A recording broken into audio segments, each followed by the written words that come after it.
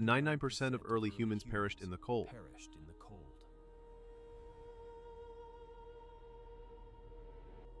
A survival during the Ice Age was a brutal, constant negotiation. Our focus today, mastering shelter and food procurement tactics. But the first defense against the deep freezy location.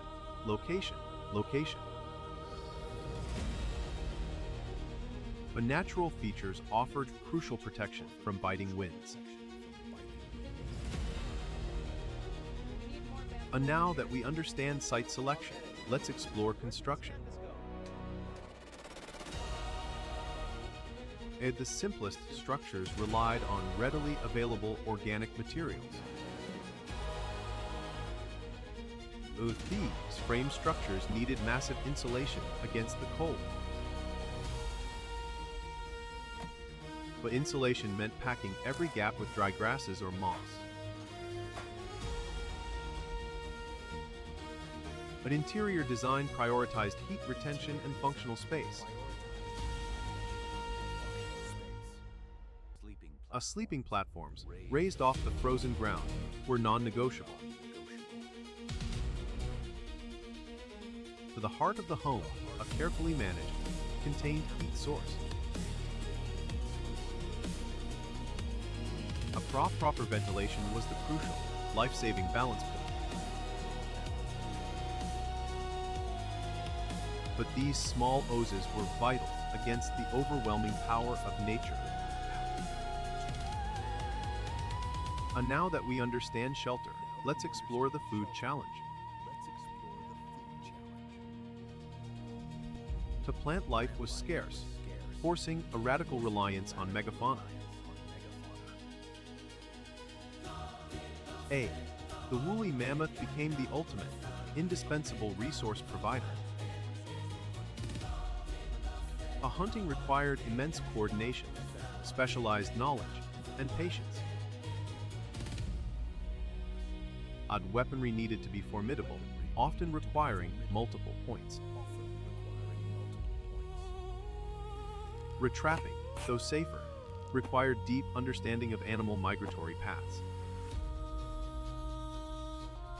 The best traps were invisible, blending seamlessly into the harsh terrain. Every knot, every anchor point, had to withstand enormous force. A smaller prey, like Arctic hares, provided essential calories daily. A successful hunt meant a temporary reprieve from the hunger threat. Processing the kill demanded zero waste, that every part served a purpose. Preservation was paramount here. Drying meat extended food security dramatically. Fat provided the densest caloric energy necessary for survival. This communal processing ensured the entire group could benefit quickly. Even bones were utilized, broken down for marrow and tools. The marrow was rich, a concentrated source of critical winter nutrients. Hides became the next frontier, insulation for clothing and shelter repairs. The Ice Age demanded integrated survival systems, not isolated efforts. Water access was challenging, but achievable through ice-breaking techniques. Heavy stone axes were used to penetrate thick layers of river ice. Accessing liquid water saved critical metabolic energy, otherwise spent melting snow. Personal protection relied on multi-layered, expertly tailored animal skins. Sinew provided the strong, durable thread for these crucial garments. This ensemble created a microclimate essential for endurance outside. A movement was limited, yet necessary for resource diversification.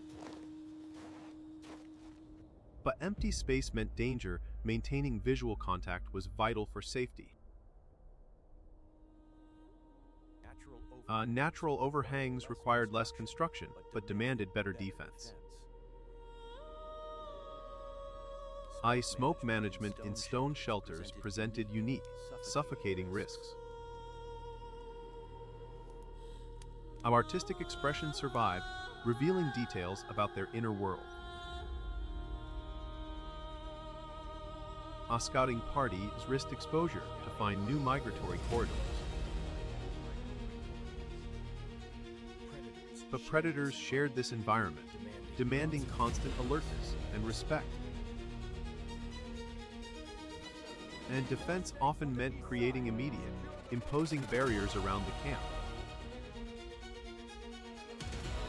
But the fire served not just as warmth, but as a psychological anchor. A shared heat meant shared stories, reinforcing social bonds crucial for survival. The environment never rested. Continuous adaptation was the only path forward. Every morning began with clearing access, demanding physical exertion immediately. But checking and resetting traps was a higher priority than routine maintenance. The water resources offered unexpected opportunities, even beneath the ice shelf. Even seemingly inedible roots could be processed to yield scarce carbohydrates. Foraging was systematic, aimed only at known, safe caloric sources.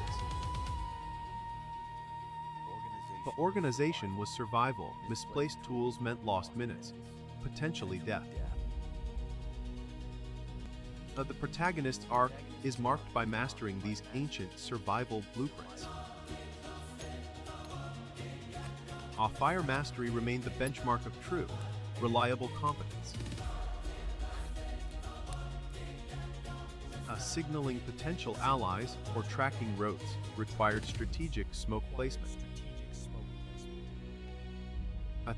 These integrated strategies allowed small bands to endure the harshest climate shifts.